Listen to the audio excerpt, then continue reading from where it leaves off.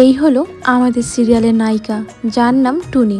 একদম চঞ্চল স্বভাবের মেয়ে। গ্রামের সবাই তাকে ভীষণ ভালোবাসে, খালি তার মামি বাদে। এই নে চুটকি, তুই এই শাড়ি আর গয়নাটা পরে নে। না দিদি, আমি এই শাড়ি আর গয়নাগুলো নিতে পারবো না।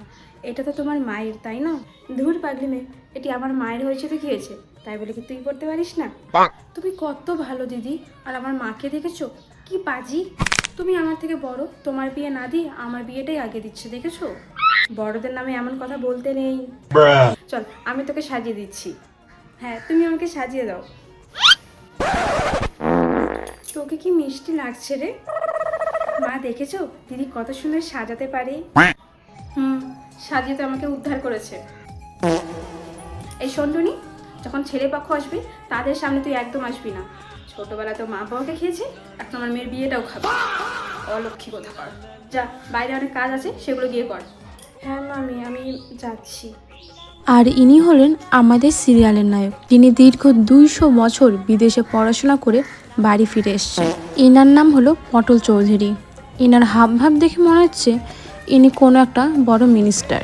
যেহেতু বিদেশে থেকেছিল, তাই একটু ভাব দেখাতেই হয়। ও মাই গড, আমি আমার বিদেশের গার্লফ্রেন্ড শিলাকে ছেড়ে এই গ্রামে এসেছি শুধু নিজের মা বাবার জন্য। নয়তো এই গ্রামে আসবো আর আমি মাই ফুড।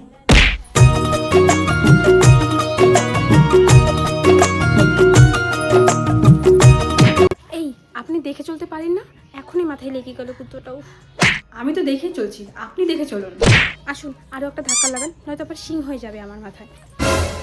কি শিং হয়ে যাবে? গ্রামে থেকে কি পাগল হয়ে গেছেন নাকি? পাগল? আপনি টুনিকে পাগল বলছেন? টুনিকে? আপনাকে না আমি দেখে নেব। আপনি বিদেশ থেকে আসেন তাই তো ভাব দেখাচ্ছেন, তাই না? বিদেশি বাবু কোথাকার। হে হে ইউ, শুনুন, গ্রামের মেয়েরাও না আজকাল।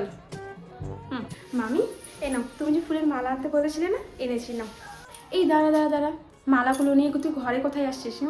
এই মালাগুলো যদি কোনো ছেলের হাত থেকে মেয়ের গলায় পড়ে তাহলে তার কি হবে? বিয়ে হয়ে যাবে তো। যা, এগুলোকে বাইরে কোথায় রেখে আয়, ঘরে নিয়ে আসছে। ঠিক আছে। কাজটার মধ্যে যে কি লেগে গেল কিছু দেখতেই পাচ্ছি না। ও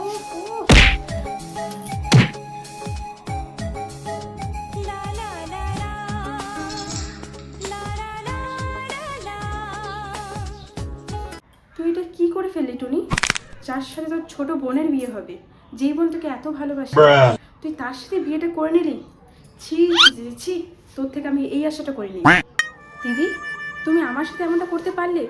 টুনি কি পারবে নিজের বোনের জীবন ঠিক করতে, নাকি তার জীবনে শুরু হবে এক নতুন অধ্যায়? জানতে হলে আমাদের নজর রাখতে হবে ও টুনির মা তোমার টুনির কথা শুনে না ধারাবাহিকে।